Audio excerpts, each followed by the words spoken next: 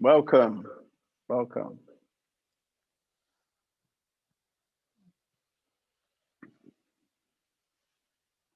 So I'm very pleased to welcome, I think it's 3 people from Spain. So Pedro, thank you for translating. And Indira, as usually, is translating for German. So we have German translation available in the background and also Spanish translation available in the background. And perhaps next time we'll also have Italian in the background. So it's very nice with this Zoom that it's possible to allow everybody to come on, and we can always arrange translation in the background. If you want to ask me a question, we ask you to send it in the chat, and then you'll get an answer. I'll answer it, but it'll be in English and then translated to you. So in that way, everybody's included, whatever your language.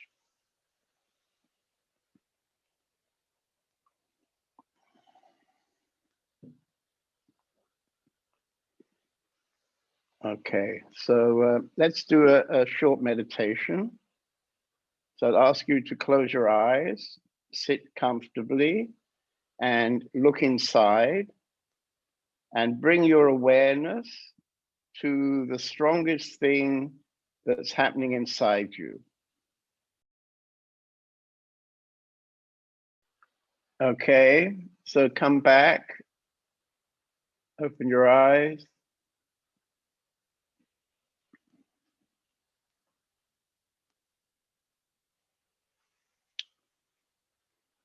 So perhaps somebody would like to share what happened for them.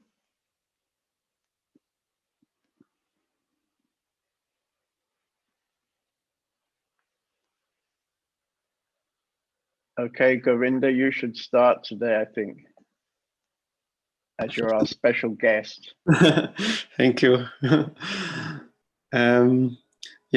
Immediately when I started the exercise, I felt a very strong quiet energy or space energy. And it was immediately a big contrast to like the minute what happened before, because I was setting it up and trying, to get it right. And hopefully I find the right question or something like this. Yeah. But when this started, I had already very strong inner connection, and there were some thoughts and maybe also some dream images in between, but it was constantly a very strong inner connection. Good, good, lovely. Okay, somebody else?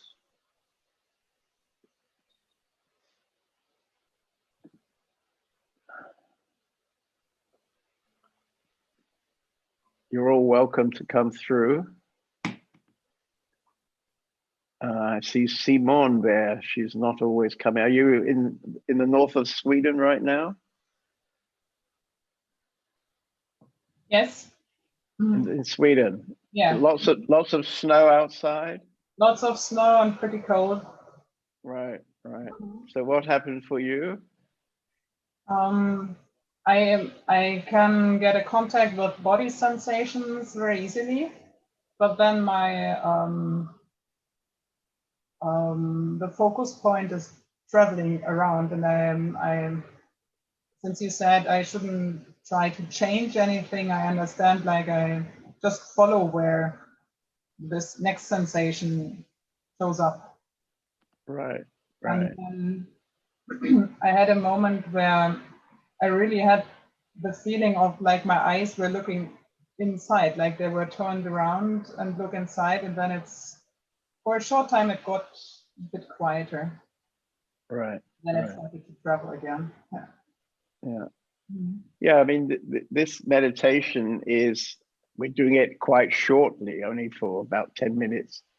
If you wanted to, you could do this alone and do it for a longer time. And the tendency for most people is that you move towards silence, and how close you get to deep silence a bit depends where you start and how long you go. So it's a useful meditation to get a sense of how things are inside you.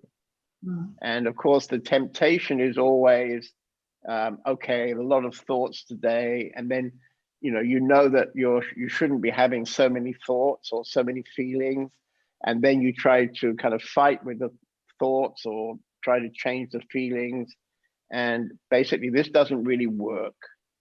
And so this is also a kind of advice, you could say, for our lives. That in our lives, we don't have to constantly fight with ourselves.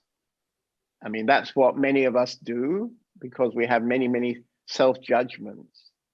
And the invitation is, in fact, to accept yourself as you are in any moment. And this is, in fact, one of the most difficult things because we've accumulated along the way, we've accumulated all kinds of self-judgments. And if you start doing spiritual work, you also learn that, your mind shouldn't be so busy. So there's always a temptation to try to change what's really there into something that you think should be there, like silence.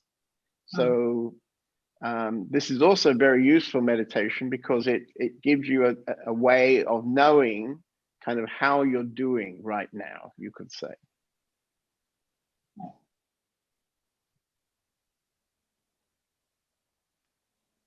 Okay, somebody else like to come through?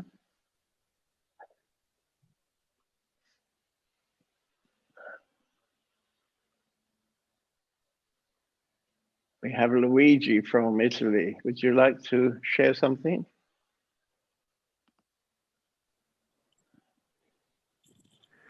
Hello, John David.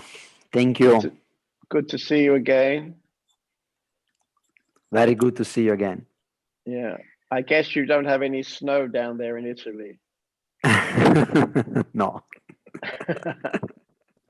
Okay, go ahead. Yes. Well, I like the word you used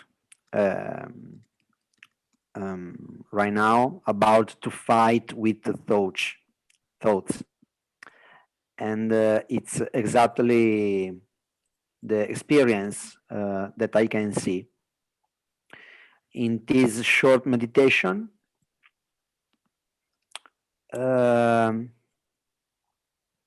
It was very fast and easy to find a space, a formless space,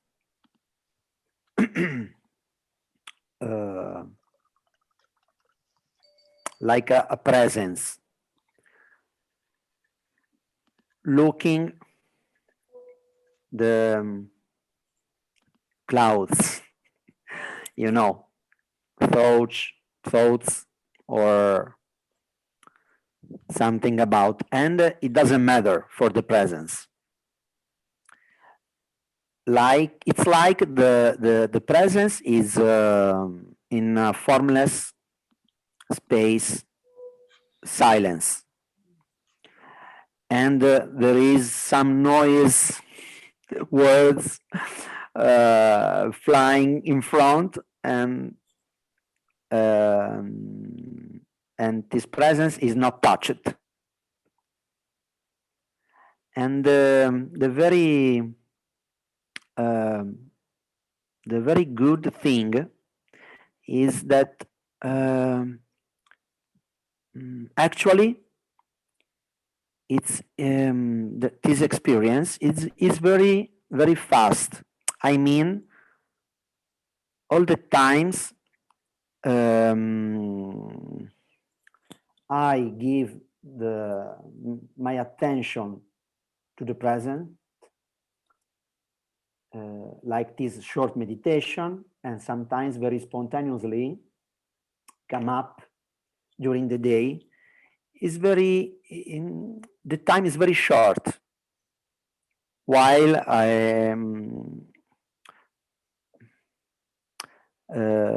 there is the experience to be just the seer.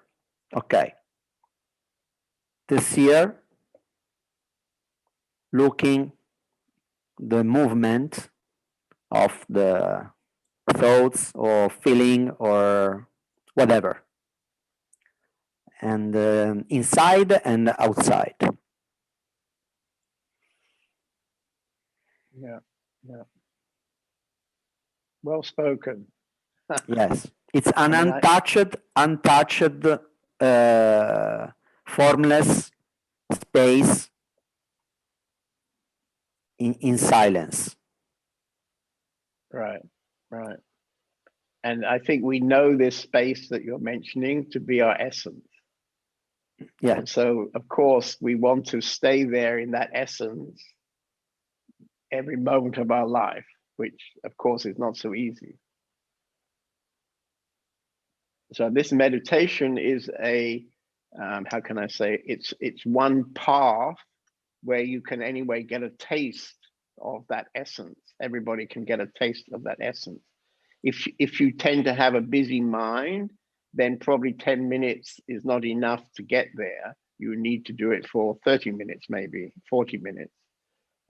If you've got a very naturally quiet mind, then maybe only 1 minute is needed. Maybe almost instantly you come to the silence. And of course, this also changes. So in a typical week, it's going to change. Sometimes it's easier to come to the silence, and other times something has happened on the outside, and then it takes much longer to come to the silence, for example. yes. Yeah. Good. Well, we can offer you an Italian translator for next time in 2 weeks' time, if your friends would like to join us. Yes, yes, we're working about. I know. Okay. Thank you, thank you. Okay, good. Would somebody else like to share? Do I see? There's somebody called Nadia. I don't know if I know you. Where's Nadia? Now, there you are. Would you like to share something, Nadia? Yes, yes. Okay. Did we meet before? Yes, just one in the Zoom meeting. Oh, okay. Good. And I was once in Hittorf. Okay. Okay. Good. Yes. So what happened? What happened for you? I felt anger the third time. Anger. And I felt the disconnection with my heart. Okay. I feel not so much in the heart. Okay. So this anger is about some situation, or this Yes. is you have a situation at the moment, like bringing this anger, or The situation is over, but I'm still angry. okay. Okay. Well, maybe by the end of this meeting, your anger will have been dissipated and you'll feel love. Yes, I hope so. Often anger and love is very close, If you look at situations in your life where you became very angry, probably it was somebody you felt specially connected to. We don't tend to get angry with somebody we don't know, somebody passing by in the street. We don't get angry, but somebody who's very close, maybe in the family, we can more easily get angry, I think. Yes. Yeah. And where are you talking to us from? In Essen. Oh, you're in Essen, right? Yeah. Not so far. Yeah. No. Okay. Good. Okay. Lovely. Thank you. Somebody else like to share? I see Dorothy, and I don't remember your partner's name.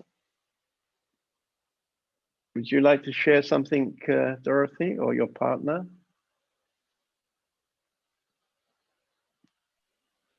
Yeah, good evening. Hello. I'm Bernie. My Huh? name is Ernst. Ernst. Okay, In I get you German. on. I write you in my book. Ernst. Ernest. Okay, Yeah, good. forever. You're having a teenage love affair, if I remember. Is that right? You met recently, and now you're having a hot teenage love affair. You told me. Is that right? Ja, ja. But Kannst du auf Deutsch sprechen, dann übersetzt du das. ja, kann ich Deutsch sprechen? Okay, if you like, yes, yes. We'll get a translation from Indira. Yeah. Ja, wunderbar. Beautiful. Okay, good. I have in this Deutsch. ich habe in dieser Meditationszeit Zeit. eigentlich über erfahren, dass in mir nichts vorhanden ist, das mich beunruhigen könnte. Es ist ziemlich ruhig gewesen. Nicht ziemlich, sondern sehr ruhig. Und Wait a minute, let's just translate that, Indira.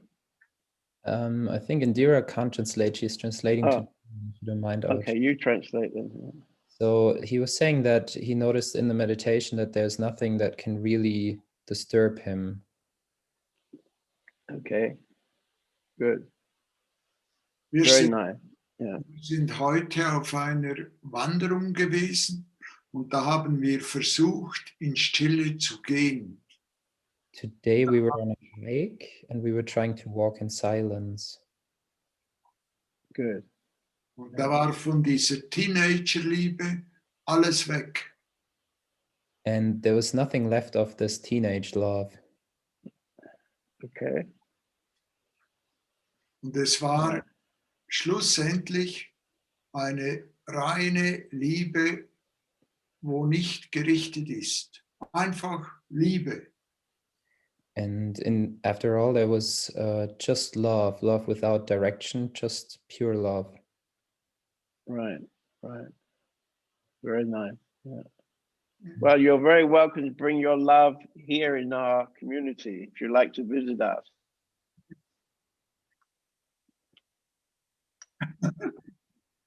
Nobody, also niemand kann mich bremsen. Nobody can stop me. Good, good. Okay, and what about Dorothy? Would you like to share something? Yes.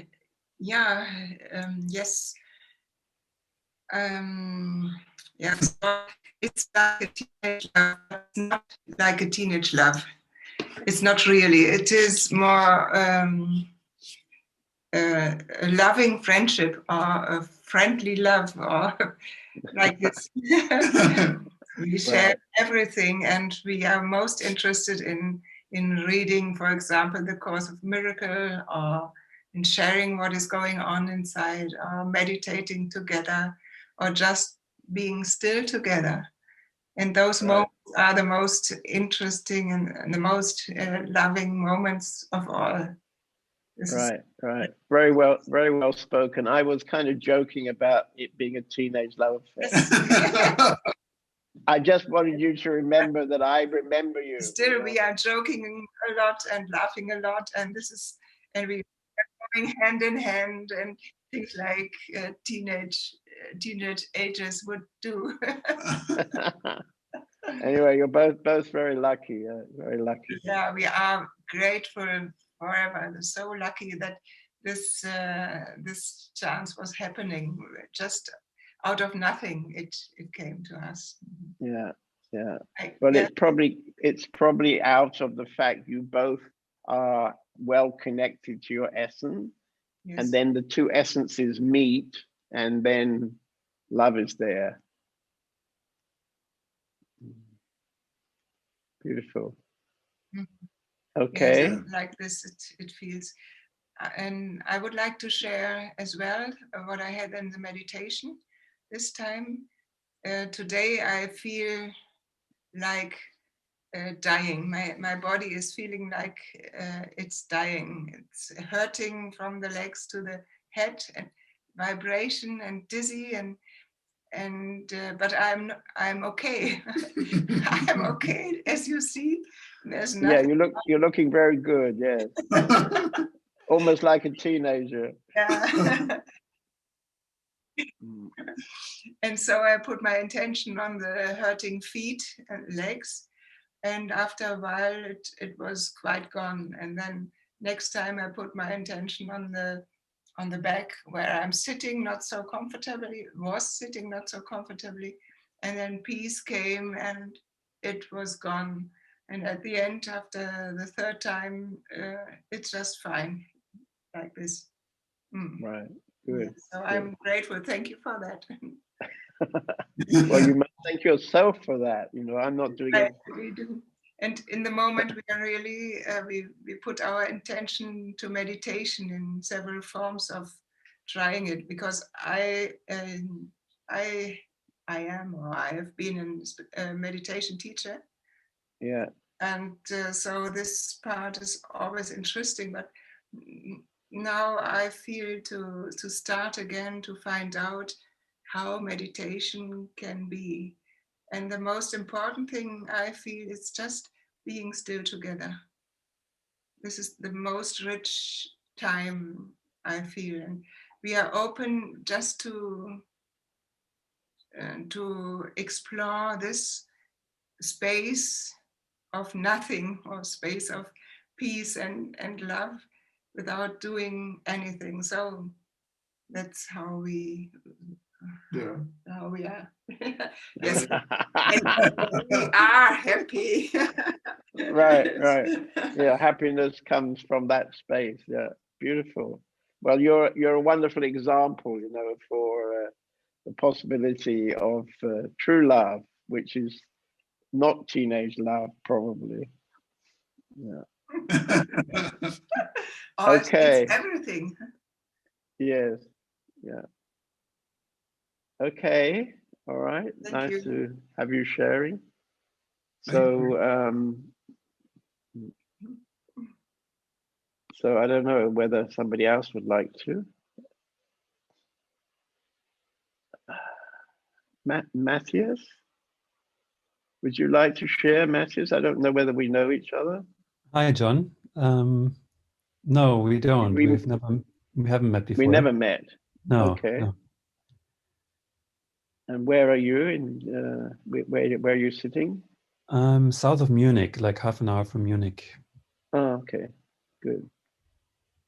Okay. And okay. Well, it's nice to see you. You look a very happy character.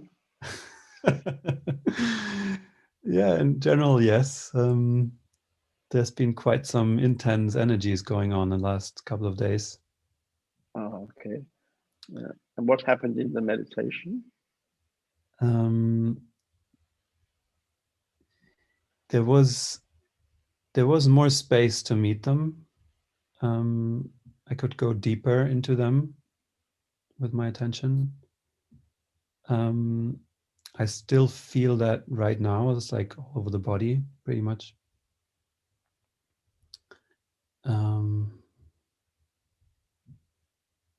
Yeah, there's more calm ever since, not only the meditation, but ever since the meeting started. There's more space around it. Good. Yeah. Anyway, nice to see you. And I'm going to introduce something now. So we've just been having a retreat here over Christmas and New Year. And at the end of the retreat, our video department got finished a film about John David's life. Some of you were there and we watched it together. And maybe you remember that kind of spontaneously out of the blue came the idea for a new project for our publishing company. And this was to collect stories from people who were, you could say, in love with Papaji or his disciples. And so in the last 2 weeks, I've been actively working on this project. And I've already collected many stories from people who came to him. We've published other books from some of his closest disciples. And so I could go through those interviews and take out the stories which particularly are about Papaji. And also at the same time, I've started preparing a second volume of meetings with remarkable people. Many of you, I think, have a copy of this book, or you've seen some of the films. And I started to prepare the beginning of a second volume, because we have already about half a dozen interviews. And one of those was from somebody called Mari. And I interviewed him last year in our Indian retreat. He's a very wonderful man who has never taught, and so nobody knows his name particularly. He worked for many years running in Vancouver in Canada. He ran a homeopathic college. So he's a doctor for homeopathic medicine. But also he's been amazingly active all his life as a seeker. And he spent personal time with Maharaj, Nizatadatta Maharaj in Bombay. He spent some wonderful time with Papaji. And later he introduced Andrew Cohen to Papaji, who became then a very well-known teacher. And so today I wanted to read something that he shared with me when he first met Papaji. This would have been in the 80s, 1980s, about 30 years ago. So he came to Papaji, and this is what happens. He calls Papaji the master. I asked the master how much effort you have to make if you want to be free. Papaji whispered and he said, you don't have to make any effort to be free. You don't have to make any effort to be free. What does that mean? I was into yoga and meditation and lots of effort. And I was going to do this. This was going to happen. Then he says, you don't have to make any effort to be free. I couldn't understand it intellectually. And the minute he said these words, I had a vision. The vision was water flowing down the side of a mountain. And I realized in that instant that my own true nature was like that water, ever freely flowing, ever unobstructed. I realized in that moment that unenlightenment was only a thought. I had always been free. That was my true nature. So this is a kind of amazing quotation, because most people who get involved in the spiritual life want to become enlightened, or they want to become free of their troubles, their sufferings. They want to live in peace. They want to live experiencing love. They want to be free. And by free, in my idea of free, is that in any moment you can respond in a totally authentically in any moment, because you're not full of some kind of ideas about how it should be. You're not following any particular inner structures. You're not following any morality. You're not following any rules of the society.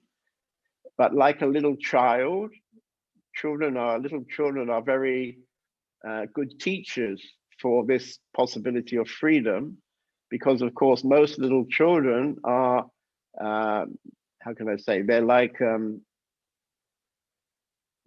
empty paper, you know, they're like an unwritten paper, they're unpainted paper, they're simply pure, very innocent. And we have in our community this weekend 3 little children, and it's very inspiring to relate with them, because you can feel this freedom, this quality of freedom. And this is a wonderful quality to aspire to in our lives. And maybe one might even argue that this is some kind of point of our life. We can find it as a longing to become really free. And what Papaji is saying is rather shocking, because in my own case, for example, I spent at least 12 years in mostly in an ashram in India, but also in other places, regularly meditating. I was very busy to meditate. And many other spiritual people, of course, are meditating. And of course, meditation is a wonderful practice to become a quiet mind. We were just talking to Dorothy and Ernst, and they seem to have achieved a very quiet mind, both of them. They've met unexpectedly in their life, and out of their own inner quiet, they can meet together deeply. And the result is that they feel tremendous love and actually silence, it seems. So they're extremely lucky in their older age to discover that. So when Murray came to Papaji, he was, as he said, he was seriously studying yoga and practicing meditation. And then he suddenly came and asked, and the master said, you don't have to do anything to be free. So maybe we could talk about that today. It seems to me that there might be a value in looking deeper into what he meant by that. Because what he's saying is that every human being, when they're born, is born free. And so essentially we are all free. But as we grow older, of course, many people, or even I can say most people, aren't really feeling themselves as free. So would somebody like to discuss this or share something about this?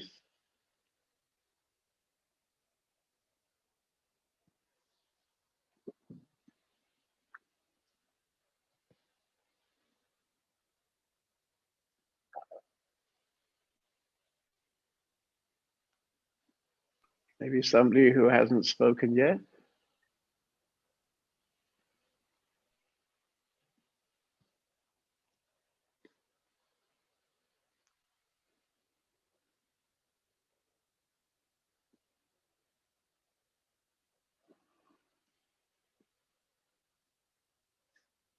Carmen, would you like to say something? I don't know whether we have met.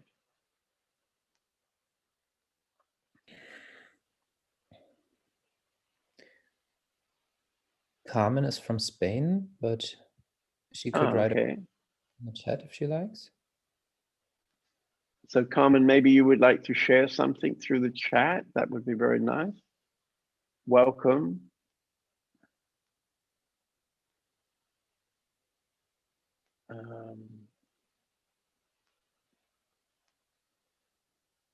So I would ask, for example, did anybody find this statement from Papaji to be surprising?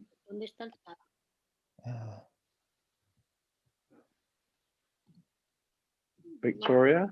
Mm-hmm. Lakshmi. Lakshmi, sorry. Yeah, I think it makes a great shift. It made a great shift in my mind to know or to hear from you in those days that I am free. I really am free. It's a little shock. It made a little shock in my in my brain, you know? Yeah. Right. And then I repeat this sentence sometimes in my brain, especially when I feel a little bit sad or yeah, disturbed from all that Corona stuff, that I am free, and it makes it gives me a new situation, and I can connect. I can better connect to my silence inside, you know? Yeah. Right. Yeah. Yeah. Mm-hmm. And this silence is growing. Yeah. Right. Yeah. I think by realizing that you're actually always free, it challenges the idea that we're not free, because I was talking earlier about people having a lot of self-judgment. Yeah. So as we grow older, we tend to acquire all kind of judgments about ourselves. Yeah? And one of those probably would be that, I'm not free. I have to do something to become free. And Papaji, I remember, once said, if you say you're free, you're free. Yeah. And when he told that, it was a kind of shock for me, because my background was, as I said, about 12 years of meditation to become free, And he said, well, if you say you're free, you're free, So this was kind of rather challenging at the time. Like a miracle. Because I was kind of very much attached to the idea of my meditation will bring me to freedom, And I had to realize that my meditation is very useful, but it doesn't bring me to freedom. I'm already free, and the meditation helps me with the things that give an appearance of not free, which means in our mind, for example, we have a kind of daily drama going on in our minds. We call this my life. And usually we're very attached to my life, which we could also call the clouds that cover the blue sky, which cover the essence, cover the freedom. And so by getting in touch deeply with this idea that we're all free, then we can see the possibility that as the clouds melt away, then in fact freedom is, how can I say, we can accept the truth of this freedom, something like we can accept the truth of the freedom because it's ever present, actually.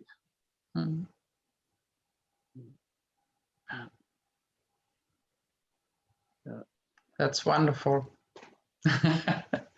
Yes, and it takes somebody like Papaji to make such a statement. Yes, when you read that sentence some minutes ago, it hit me in my heart area. It really hit me. It's very special. Yeah. Right. Thank you. I mean, another possibility is that if our life is quite busy and you could say a bit complicated, and we get caught up in some sort of dramas. I was talking to some people earlier, they seem to perhaps have some drama. Somebody had anger, somebody else suggesting some drama maybe. So, that's happening to everybody. We're all getting moments when things happen on the outside, which create inside an attachment to something. And then we don't really feel free. We feel pain, we feel suffering. We wouldn't be saying I'm free in those moments. So if we have a clear understanding that our essence is freedom, then all these other things that are apparently so important in our life basically become much less important. And you could even believe that you're free, because most people believe they're not free. So instead of believing you're not free, you can believe you are free. Why not? Believe you're free. Yeah. If you're going to have a belief, then why not make it a nice belief, not an unnice belief? Instead of saying, well, I believe I'm not free and I have to do a lot of meditation and spiritual practices, and then one day in the future I'll become free. That's my belief, which is actually that was the belief that kept me going for many years. And instead of that, realize you are free. Believe that you are free, even if it doesn't always feel like you're free. So this is a very interesting strategy, I think.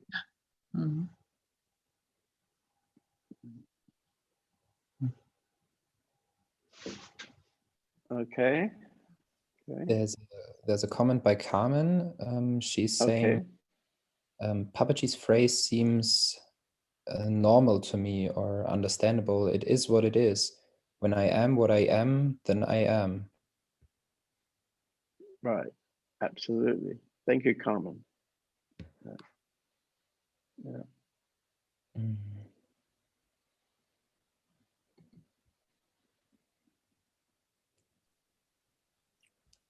Okay. Hi again, John. Yes, good. I don't know if I have a question, but I try to say the what's happening now, because I feel right this Papaji's sentence, but also maybe there is a question about the effort, the meaning of the effort. I try to explain.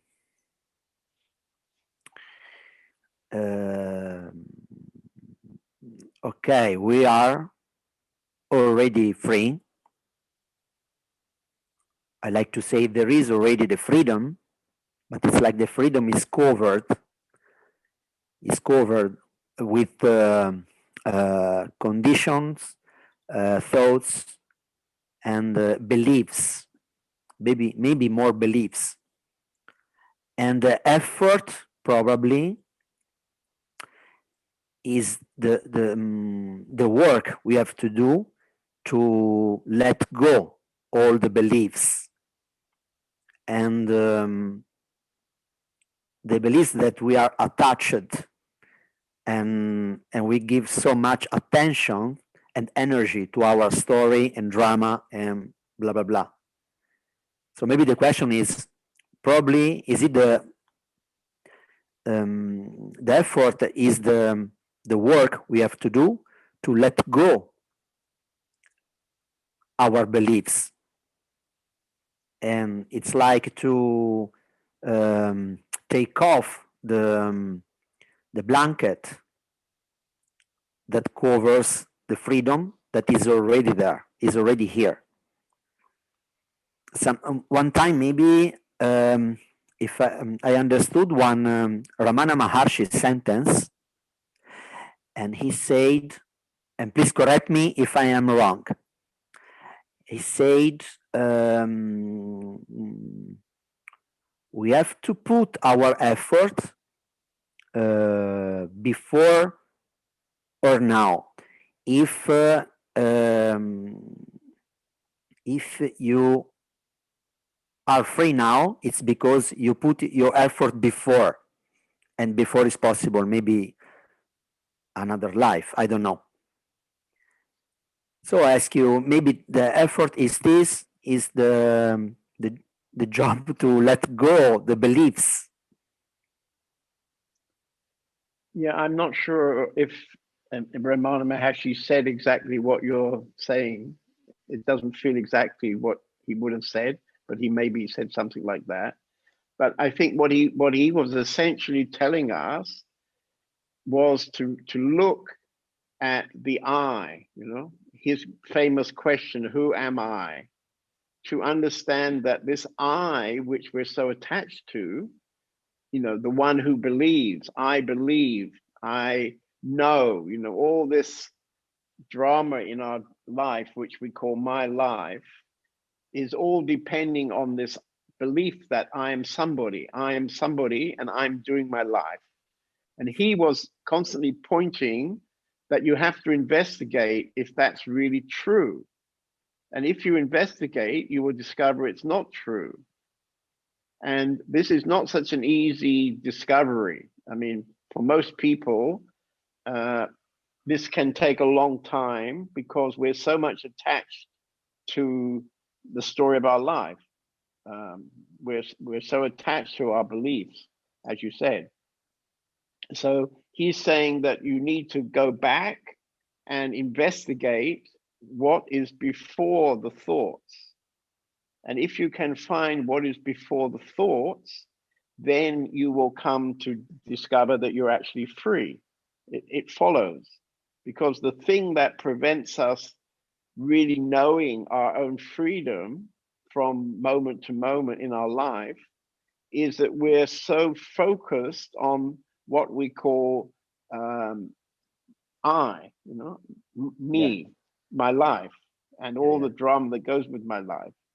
And we've been led to believe from the society, from our friends, from our family, that we've been led to believe that that's what it is. That's the thing, that drama is actually the important thing. And when you get in touch with what Ramana was saying, you suddenly realize that all of that you thought was so important and you thought that was who you were is all false, actually. And that what's important is something else. And as soon as you redirect your inquiry towards what is before the thoughts, when you really investigate this I, this me, then you realize what Papaji is saying is absolutely true. That the freedom has always been there, actually. It's like the base of everything, you could say, well, the ground of everything is this freedom. But for most of us, we're always looking in a completely different direction. And Ramana Maharshi's basic teaching was to stop looking in that direction and come back to what was before the thoughts.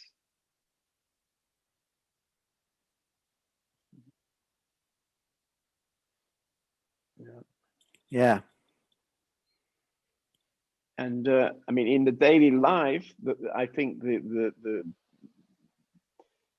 what we can do in our daily life to come to what he's saying is to, in any moment, be aware, to bring our awareness, and you see inside you, your awareness is telling you, oh, I'm very much believing this, or I'm believing that. And then if your awareness is there, you can see that this belief doesn't really have any substance. It's an idea, but it's basically just a thought, doesn't have any true value. And by bringing our awareness to those particular structures which keep returning inside, because for most of us, we have certain structures that keep coming every day, relentlessly over many years. And if we bring our attention, our awareness to those structures, then at some point they disappear. They simply disappear because they're seen to be not true. I mean, I don't know lots of the people today, but in my case, and I've discovered this is a very common amongst many, many people, we have this idea, I am not good enough. And in my case, I remember for many, many years, probably half my life, every day this would be a recurring idea coming into my mind that I'm not good enough. And that led to all kind of behavior, you can say. My daily drama was strongly influenced from this thought that I'm not good enough. And now I've been living for 20 odd years without ever having this idea I'm not good enough. And this is like an amazing release. I can't explain it really, but suddenly I'm just, well, I haven't become good enough, actually. I haven't become good enough, but I'm no longer not good enough. I'm just whatever I am, I'm just doing John David, and even I'm not doing John David actually, because somehow John David is being done, you could say. So this is a very lovely feeling, because gradually there's a distance, there's a kind of, you could use the word surrender happens, a kind of surrender, and you realize that some higher power, divine intelligence, is actually running my life or doing my life. And I'm a kind of vehicle for this energy to come through and to express something. And there's no question of good enough or not good enough. And I mean, this is now become kind of common in my life, but I can also remember the other half of my life when it wasn't common. And this constant feeling of not being good enough was there.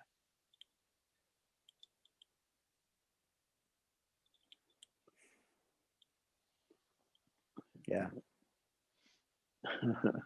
Yes. So last thing,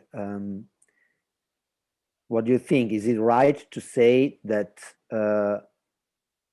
self-enquiring could be the effort to let go all beliefs? I think it's one of the last things that we can do, this idea of self-inquiry, to investigate the I. It's probably one of the last things that we can actually do that. But the moment when we discover what is before the thoughts, this is something that seems to happen completely spontaneously. So it may be that the effort of self-inquiry brings us closer to the possibility, but the actual possibility happens, as far as I can see, completely in a completely spontaneous way and unexpected way. So amongst some of the closer people who I live with or who visit me, they've had these moments. They've had a moment like very spontaneous moment where they glimpse their truth or the truth, and probably because they've chosen to live in a community, to meditate regularly, to make the inquiry about the I. They've chosen that to be a main priority in their life. That brings them in a way to be more available to some kind of spontaneous happening, which takes them into their essence. So we have quite a lot of people who've tasted this essence. But very often, unfortunately, after some period of time, for reasons that are always unclear, but probably to do with the density of the clouds of the stuff, people then lose contact to their essence again. We have some people who 5 or 6 times have had very strong glimpses. They've come into this complete emptiness. They've got in contact with their freedom, but then slightly unclear what happens, but probably the power of the old structures is too much. And after some days, sometimes it can be a few weeks, the person is taken out of that emptiness, out of the essence.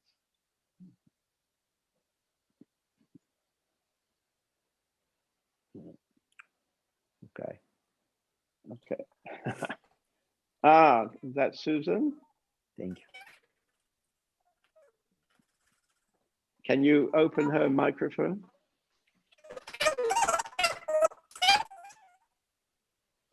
Oh, Susan, we can't understand you well. Can you come closer? Do you have like a microphone, like a headset or something?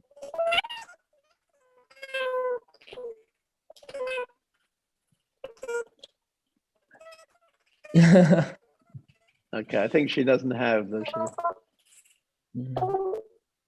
Susan, we can't really hear you. It seems like your microphone sounds a What's little now? bit. Ah, yeah, better. I changed the mic. I have a lot of more mics, obviously. You understand me now? Yes, we can hear you. Yeah, go ahead. Yeah, yeah. Are you English? Hi. No, I'm German from Berlin. Berlin. Okay. Did we meet before? No, never. Okay. But just what I just saw your movie 1 week ago Okay. about your biography, and it was very it touched my heart. And what really was funny, that one of your community members, when I watched him, I said, "Oh, I know him." And I asked myself, who was that? I remember. I'm not sure. Who is he? Who is he? You know someone. You know someone, but you don't know exactly. Right. And then right. I remembered. Yes, it was my my percussion my husband. teacher. Oh, my husband. Oh, now I remember him. He was teaching you drumming. Yes. Yeah. We call him Kiran. Kiran now. And it was Christian, right? And he's right. Yeah, he he's was. German. Yes, he was Yes. Christian before. He had a drumming school in Berlin. Yeah. Yes. Right. And right. I was short time part of his group, Bloco Calangos, and so now then I liked him very much, and it was very nice to see him in the movie again. So okay, yeah. If you go on my website under Mantra, you can find he's one of our main musicians. He's kind of the leader of our band. And you can see him playing different instruments in our band. We have lots of mantra music here. Yes, yes. I watched him in the beginning of this Zoom calling. Oh yeah, yes. He would have been there. Yeah, it was beautiful. I don't know if he remember me. I was not quite long, but I remember him very well as a good teacher, really good teacher. Right. Yeah.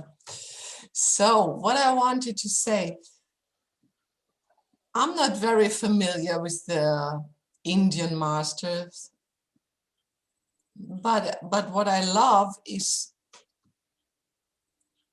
the stillness, is the peace they are sharing. And we are talking about freedom and thoughts and belief systems and all that stuff. And I'm working many years on that stuff. Especially the last year was quite hard. And there was a very interesting experience in when I wake up in the morning. For 2 or 3 minutes, I don't know who I am. Right. I don't know where I am. Right. I don't know. I recognize nothing. Right. It feels very safe. Everything is good. Right. Yeah. And then the first thought is coming, of course. Right. Where's my coffee? Or I must go to the toilet. Or no, what day we have? The first question is what's day we have? What day we have today?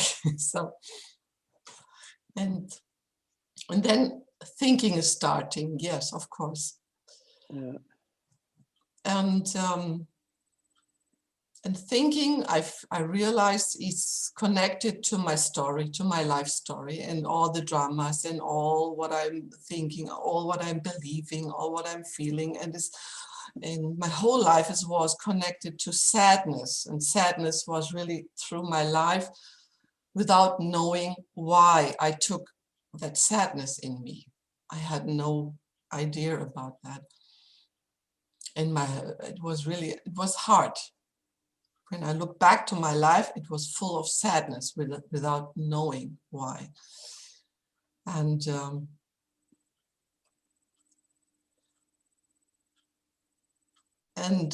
I know that I'm free. I know. Well, it sounds as if you're experiencing that every morning, yeah? Because, yes. Because of course, during the night, we're sleeping, yeah? And during the deep sleep, which in your case may continue until you open your eyes in the morning, when we're in deep sleep, then we're in a certain space, we're in a certain place, yeah? And then in the morning, you open your eyes, and there's going to be a short time, as you say, before the mind starts. There's going to be a little gap between sleep and awake where you can still be in your essence, where there's no thoughts. Yeah.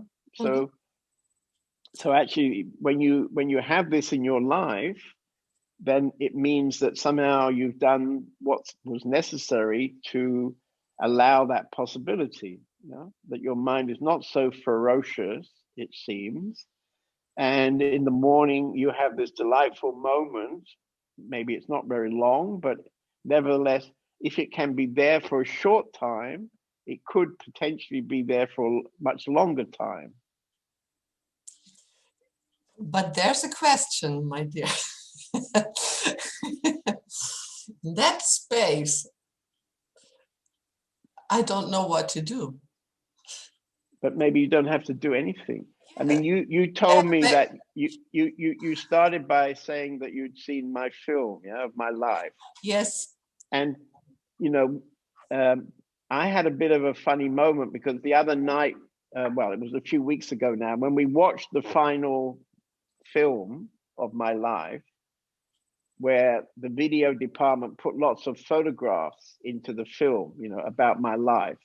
So in a way, I saw my life in a kind of slightly new way, I could say. You know, I wasn't so connected to my life. I was watching like somebody's life, you know, not really my life. I wasn't so attached to it. The thing that really struck me was that, in fact, through my life, things happened which couldn't have been John David's idea. You know, maybe you remember the story about the plane that didn't come, and then I ended up on an Air India plane and got down in India, and that was how I found my first spiritual master. So, you know, when I watched that film, I saw that through my life, I'd always been kind of cared, you know, I was always looked after by some kind of higher power, divine intelligence, God, whatever you want to call it. And sort of my contribution was choosing the color of my shirt that I'm going to wear today, you know. I think I'll wear the blue one, you know. But the I mean, in my case, I've lived in many different countries. So I didn't have a kind of normal life, you could say. And by going to different countries, I could see more clearly how existence kind of came in and said, well, you've lived in Australia for 5 years. Now it's time to go back to Europe, you know. It wasn't like John David decided that.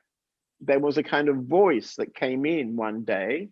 Actually, I was packing my car to go on holiday, and the voice told me, you know, that's it, you know, time to leave Australia, go back to Europe. Yeah. I hadn't been in Europe for 17 years at that time. So what the hell was that voice? You know, what was that voice? So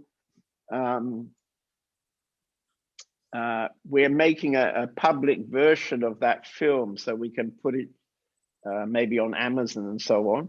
And we're calling this Adventures in Consciousness. I can't remember, actually, Guided by the Divine Navigator or something like that. Yeah, because in my life, I feel that there was always a kind of guidance, you know? And it's not just being guided, but it's also being supported. I lived one time 7 years in India. So I had no money to live 7 years in India. In the beginning, I must have had some money, but after some time, there would have been no money. So how did I live so long in India? And the way I look back at that is that somehow things happened, you know, or ideas came, you know, and I could support myself somehow, you know, and so I saw that everything was taken care of in my life. Now I'm rather old, I'm 76, so I can look back on, you know, lots of stuff, and I see that all the time there was a kind of caring. And so that means that you can relax in your life. And you say, what will I do if I don't think? Well, you'll have a great time, you know. You'll have a wonderful time if you stop thinking. And you'll have an even better time if you stop getting in touch with your sadness. Yes, that was my experience, or it was very important to get in touch with all my emotions and not to hide them or to run away of them. It is not easy. Nobody can tell me it's an easy job. It's really tough to confront with the fear and the pain, and we all carry in us. And I think there's no one who has. But I get the feeling you've done this job, you know. Yeah. Come and visit us. Come and visit us. I'd like to get my hands on you. Yes. Yeah. You're quite far near Köln, right? Yeah, but it's a few hours from Berlin in a car share. You'd be here. I would love to be. I love to be. Okay. Yes, I've done this work, but it was really hard. Okay, I say. Yeah. But you're getting the benefit now because you wake up in the morning and you're getting a taste of how it could be, you know. Oh, I had a lot of glimpses in my life, not only in the morning, and that really touched me a lot. But there's a little thing I needed from now, and that was very helpful in one of the movies. I saw the second movie from you and your interviews with the masters. I don't remember who was it who said it. It was beautiful. He said, the two sides of the mind, because we need the mind. We need the mind who's functional, the mind who's working for that I have to eat and that I have to buy something, or I have to choose what kind of clothes I'm wearing today. Right. That's important because many messages always saying you have to go out of mind, and that's not possible. No. So, I mean, he was telling you, I think, that you need a practical mind, a functioning mind. Yes, and you don't need a thinking mind. You know, the thinking mind is the part which gets us into trouble. Yes. And the functioning practical mind is, of course, absolutely necessary. Yes. And this is one of the things that is not totally clear if you listen to Indian masters, because they talk about destroying the mind. You know, you've got to destroy your mind. Yeah. And then, of course, you would be some kind of vegetable, you know, without a mind. We need our mind, but we don't need this thinking mind that is, you know, remembering something that happened last week, you know, or last year's holiday was terrible and blah, blah, blah. So it's the thinking mind that we don't need and we can destroy or should destroy. But of course, the functioning mind is essential. Yes, that was very helpful. Yeah. Absolutely. So that was thank God. I can stay for now. I can stay in peace. Right. Well, actually, that film, I think you're talking about Blueprints for Awakening, where I interviewed 16 masters. Yes. I mean, the idea of that was also one of these kind of, how can I say, came from outside. Suddenly one morning I got this message, yeah? And then I didn't do anything for 10 years or something like that. And then one of the reasons I started was this question that you're mentioning, because I was living in retreat in India. And you know, around me, people were saying things like, "You've got to destroy the mind. You've got to destroy the mind." And then I couldn't really make sense of that. And I thought, oh, well, I'll make that one of my questions. So if you remember in the film, one of the questions was something about destroying the mind. And of course, when you actually talk to the masters, they then explain they don't mean to destroy your mind, they mean to destroy your thinking mind.